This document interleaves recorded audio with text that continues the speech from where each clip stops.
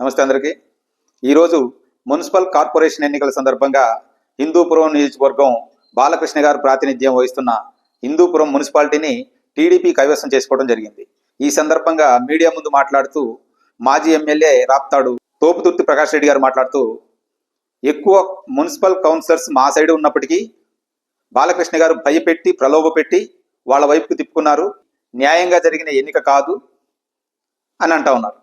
కానీ తోపుతుర్తి ప్రకాష్ రెడ్డి గారు, మీరు తెలుసుకోవాల్సింది ఏంటంటే, మన ప్రభుత్వంలో నియంతలా ప్రవర్తించినందుకు మంత్రులుగా చేసిన వాళ్లే మనల్ని చీకొట్టి బయటికి వెళ్ళిపోతా ఉన్నారు. ముందు వాళ్ళ పరిస్థితి చూడండి.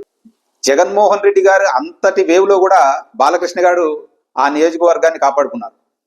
బాలకృష్ణ గారికి ఉన్న క్రెడిబిలిటీ అది. అక్కడ మన విషయానికి వస్తే 30-40 సంవత్సరాలు అనంతపూర్ డిస్టిక్ ప్రజలను నమ్ముకుని పరిటాల కుటుంబం బతుకుతుంటే 5 సంవత్సరాలు మనకు ఎమ్మెల్యే పదవి, కేవలం ఎమ్మెల్యే పదవి ఇచ్చినందుకే మనం చేసిన దౌర్జన్యాలు, దాదాగిరిలు ప్రజలందరూ చూడలేదా?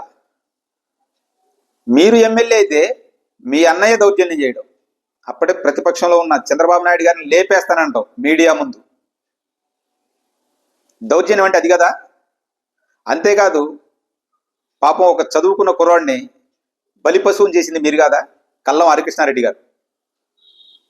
అతన్ని తీసుకొచ్చి ఆ అనంతపూర్లో అంత రాద్ధాంతం చేయించి పైగా మీడియా ముందు కూర్చుని ప్రగల్భాలు పలకడం. భవిష్యత్తులో తెలుగుదేశం పార్టీ అధికారంలోకి వచ్చి పరిటాల సుద్దమ్మ ఎమ్మెల్యేను మంత్రి అయితే చూసినాం కానీ